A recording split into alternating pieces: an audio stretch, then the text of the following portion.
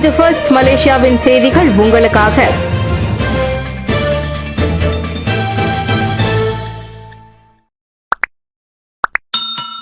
சபா மக்களுடன் பிரதமர் நட்பு ரீதியான சந்திப்பு. சபா கோத்தகினபாலுவில் உள்ள கயா ஸ்ட்ரீட் காலை சந்தையில் அப்பகுதி மக்கள் சிலருடன் அளவலாவி அவர்களுடன் இணைந்து பிரதமர் ஸ்ரீ அன்வார் இப்ராஹிம் காலை சிற்றுண்டி உட்கொண்டார். கோத்தகினபாலு மாநகராண்மை கழகத்தின் mayor Sri doctor Sabin Samit உட்பட தாமுகயா ஸ்ட்ரீட் சந்தைக்கு வந்திருந்த மக்கள் பிரதமர் ஸ்ரீ அன்வார் இப்ராஹிமை வரவேற்றனர்.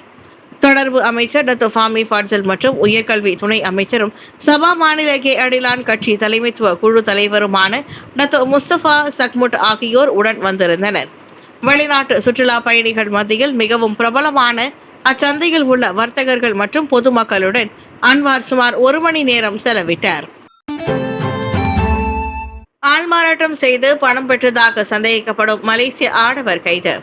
அரசாங்க அதிகாரியாக ஆள்மாறாட்டம் செய்து பாதிக்கப்பட்டவர்களை ஏமாற்றி சுமார் 4,26,000 ரிங்கிட்டிற்கு சமமான 33 லட்சம் பாட்டை பெற்றதாக சந்தேகிக்கப்படும் மலேசிய ஆடவரை தாய்லாந்து போலீஸ் வெள்ளிக்கிழமை கைது செய்தது. கடந்த நவம்பர் 7ஆம் தேதி தோன்புரி குற்றவியல் நீதிமன்றம் பிறப்பித்த கைது ஆணையை தொடர்ந்து பாங்காக்கின் முவாங் டான் முவாங் மாவட்டத்தில் 26 வயதான அச்சந்தேக நபரை கைது செய்ததாக மெட்ரோபாலிட்டன் 2 போலீஸ் பிரிவு தலைவர் மேஜர் ஜெனரல் கியாட்டுக்குள் செந்தனன் தெரிவித்தார்.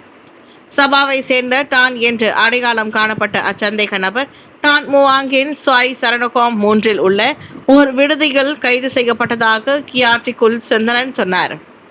சம்பவத்தின் போது அந்நபர் அணிந்திருந்த ஆடைகள், கருப்பு பை, 2 கைபேசிகள், காலியான சிம் அட்டை, 4 சிங்கப்பூரின் 4 சிம் அட்டைகள், 1 காலியான சிம் அட்டை மற்றும் வெளிநாட்டை சேர்ந்த 3 வங்கி அட்டைகளை போலீசார் பறிமுதல் செய்ததாக அவர் குறிப்பிட்டார்.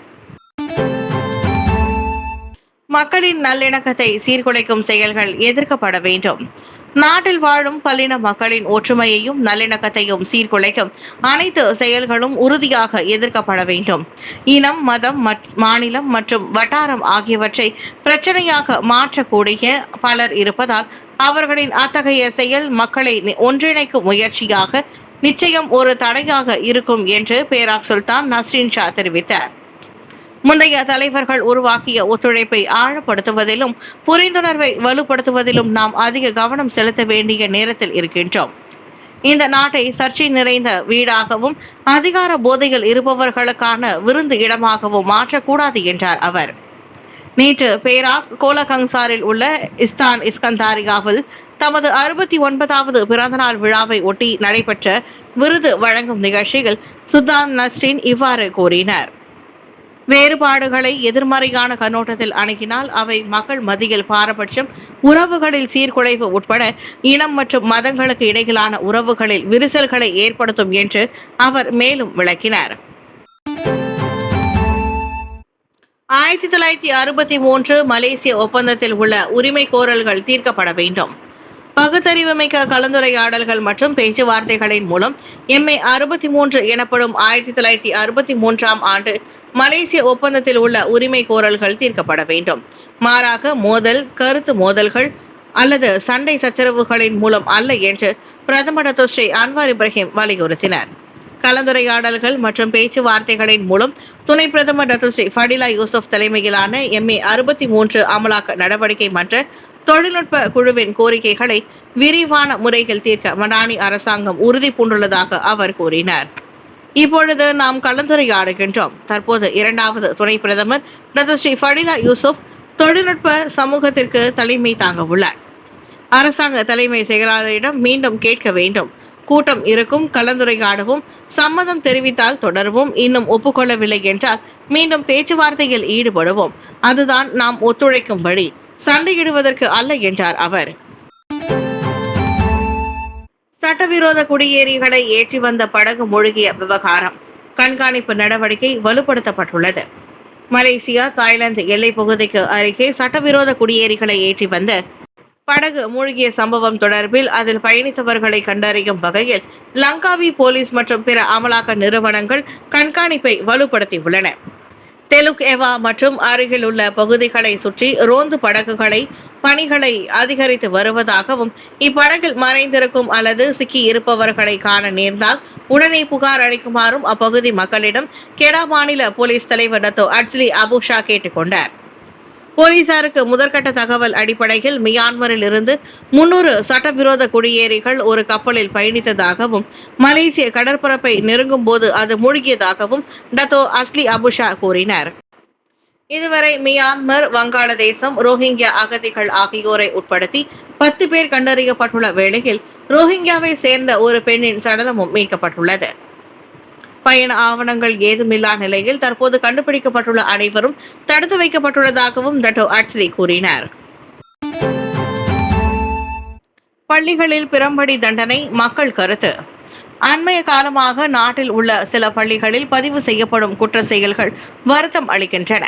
மாணவர்களிடையே அதிகரிக்கும் இதுபோன்ற ஒழுக்க சீர்கேடுகளுக்கு பல காரணங்கள் முன்வைக்கப்படுகின்ற நிலையில் இதனை நிவர்த்தி செய்வதற்கு மீண்டும் பிறம்படி தண்டனையை அமல்படுத்த ஆலோசிக்க வேண்டும் என்று பிரதமர் டாக்டர் ஸ்ரீ அன்வார் இப்ராஹிம் உட்பட பலர் பரிந்துரைத்திருக்கின்றனர்.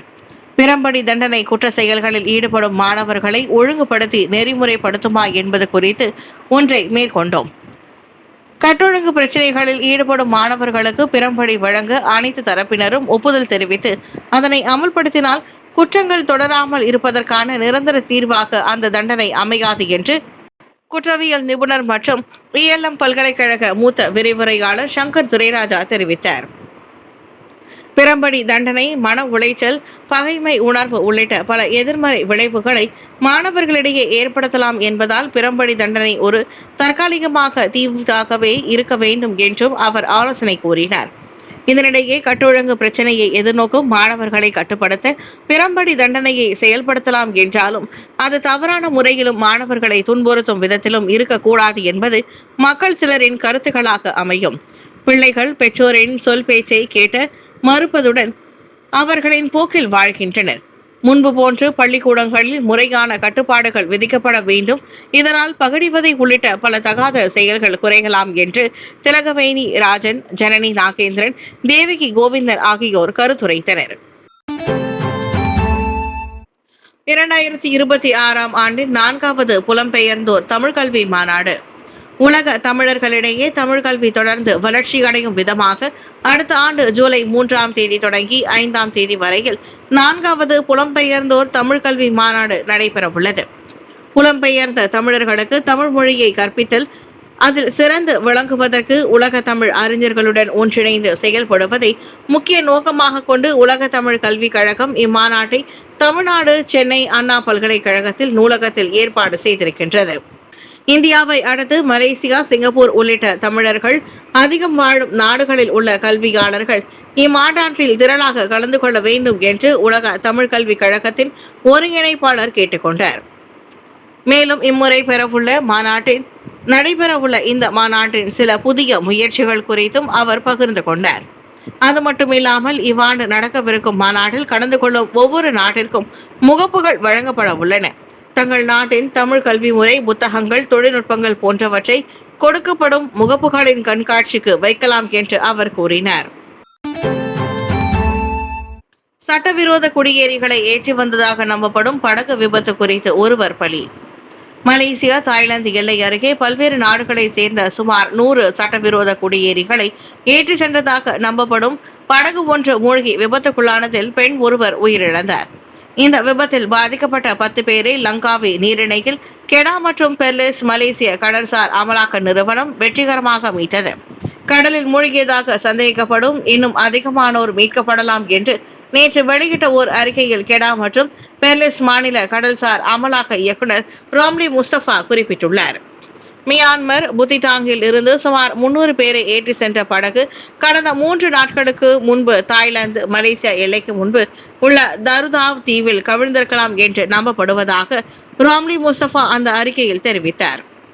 காலை சுமார் 8:30 மணிக்கு தஞ்சோங் சின்சின் நீரிணையில் மிதந்து கொண்டிருந்த மியான்மர் நாட்டவர்கள் என சந்தேகிக்கப்படும் 2 ஆண்கள் மற்றும் ஒரு பெண்ணை MV ஹாங் லின் 1 ரக கப்பல் மீட்டதாக ராம்லி முஸ்தபா கூறினார்.